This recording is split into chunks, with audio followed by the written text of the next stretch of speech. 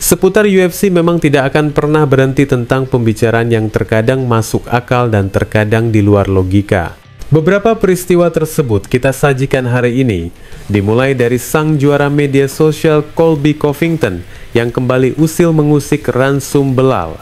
Kemudian kabar dari potensi pertarungan Khamzat yang dinilai Gustafsson akan mudah bagi petarung Czechnya tersebut.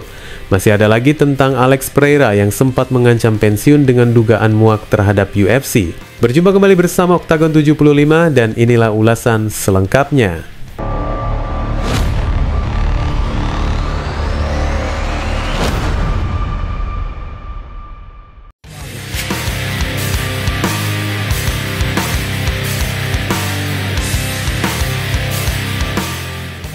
Colby Covington, juara percakapan sampah sekaligus mantan penantang gelar UFC sebanyak 3 kali, kembali menjadi sorotan. Dikenal karena perilaku kontroversialnya di dalam dan luar oktagon, Covington sekali lagi menunjukkan sisi usilnya dalam sebuah video terbaru yang tersebar di media sosial. Dalam rekaman tersebut, ia tampak berusaha mengejek juara kelas welter saat ini, Belal Muhammad, dengan cara yang tidak biasa dengan menyembunyikan makanan yang diduga milik Muhammad di fasilitas UFC Performance Institute yang terletak di Las Vegas. Dengan gaya khasnya yang provokatif, Covington menyindir sang juara dengan mengatakan bahwa "Remember the name" itu menyebalkan, menunjukkan bahwa perseteruan antara keduanya bukan hanya soal olahraga, tetapi juga ego dan perang mental.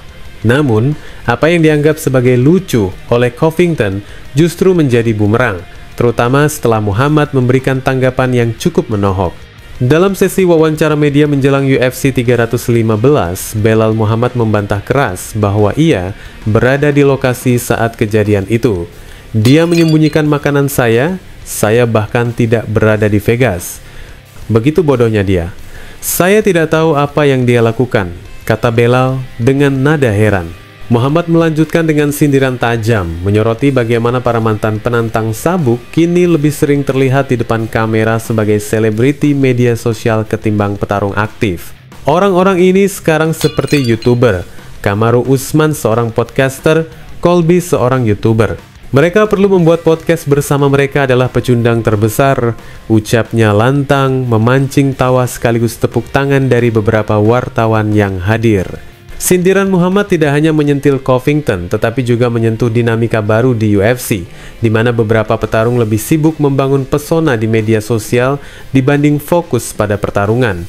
Tak pelak, komentar tersebut mempertegas posisi Belal sebagai sosok yang lebih memilih membiarkan aksinya di oktagon berbicara, alih-alih sibuk menciptakan drama di luar ring. Yang lebih menarik, ejekan Covington menjadi ironi tersendiri. Muhammad telah berhasil merebut gelar juara kelas welter dalam 1 kali kesempatan, sebuah pencapaian yang gagal dicapai Covington meski telah 3 kali berusaha.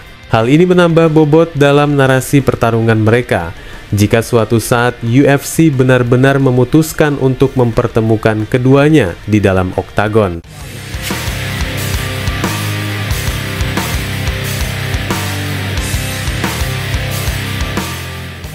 Mantan penantang gelar kelas berat ringan UFC Alexander Gustafsson baru-baru ini mengungkapkan pandangannya soal kemungkinan duel perebutan sabuk kelas menengah antara Khamzat Chimaev dan juara bertahan Dricus du Plessis. Menurutnya, mantan rekan setimnya itu punya peluang besar untuk keluar sebagai pemenang dalam pertarungan tersebut. Dalam sebuah wawancara, petarung asal Swedia itu memberikan pujian terhadap Chimaev sambil menyebut bahwa duel melawan du Plessis memang akan sangat seru, namun ia menjagokan Chimaev yang dijelaskannya dengan mengatakan, "Aku menjagokan Khamzat karena kekuatan dan kemampuan gulatnya. Meski begitu, Dricus adalah juara yang berbahaya dan telah mengalahkan banyak petarung hebat. Khamzat siap untuk tantangan ini, dia akan menjadi juara. Saya sudah lama tahu betapa besar bakatnya. Tak ada yang mengejutkanku karena dia selalu bekerja lebih keras dari siapapun. Itulah kunci kesuksesannya," katanya seperti yang dikutip dari media Low Kick MMA baru-baru ini. The Mauler juga mengungkapkan bahwa ia masih menyimpan rasa hormat dan kekaguman terhadap Chimaev. Keduanya pernah menjalin hubungan erat seperti persahabatan Khamzat dengan Darren Till di masa lalu. Dengan sejarah latihan bersama mereka terutama saat Chimaev masih bertanding di kelas welter sebelum pindah ke Uni Emirat Arab dan kemudian bergabung dengan Ahmad Fight Club di Chechnya dengan jarak tak mengurangi kekaguman Gustafsson. Sebaliknya, ia semakin yakin bahwa Chimaev akan menjadi raja baru di divisi kelas menengah UFC.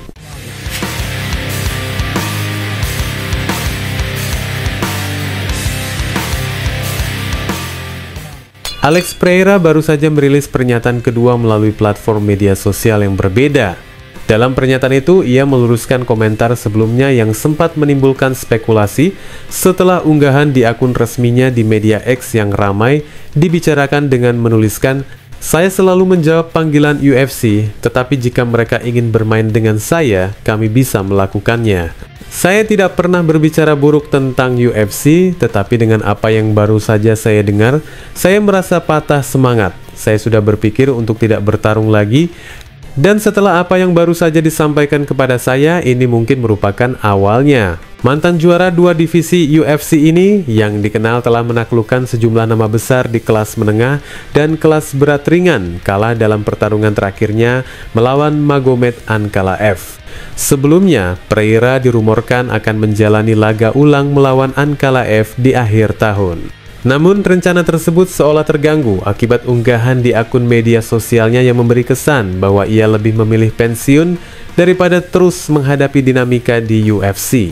Bom, pessoal, recebi aqui monte de mensagem aqui da galera falando aqui que viu mensagem no meu Twitter e, eu nem sabia que tinha sido hackeado porque faz tempo que eu não posto nada, vocês veem aí, mas foi hackeado e vou estar resolvendo aqui e, eu nem sei o que está acontecendo aí, tenho uma relação muito boa com a UFC sempre e, as pessoas gostam de, sei lá, de ver o mal, então é isso, chama.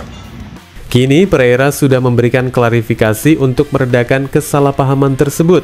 Perjalanan karirnya di dunia MMA tergolong luar biasa. Sejak beralih dari kickboxing, petarung Brasil berusia 37 tahun itu langsung menjadi sorotan. Hanya butuh 4 pertarungan untuk masuk UFC dan dengan rentetan kemenangan, ia mendapat kesempatan menantang Israel Adesanya dalam laga perebutan gelar di pertarungan profesional ke-8-nya. Luar biasanya, di pertarungan ke-11 ia sudah mengukir prestasi sebagai juara UFC 2 divisi. Laga ulang melawan Ankalaev masih berpeluang terjadi, memberi Pereira kesempatan untuk membalas kekalahan dan memperkuat reputasinya sebagai salah satu bintang terbesar UFC. Ia sebelumnya telah mencatat kemenangan atas petarung top seperti Sean Strickland, Israel Adesanya, Jan Blachowicz, Jiri Prochazka, Jamahal Hill, dan Khalil Rountree. Sementara itu, Magomed Ankalaev sendiri belum terkalahkan sejak 2018 dan tampil dominan dalam kemenangan melawan nama-nama seperti Volkan Oezdemir, Thiago Santos, Anthony Smith, Johnny Walker, dan Alexander Rakic. Laga ulang antara keduanya masih mungkin digelar, bahkan secepatnya pada tanggal 28 Juni mendatang, bertepatan dengan penutupan International Fight Week di UFC 317. Wassalamualaikum warahmatullahi wabarakatuh.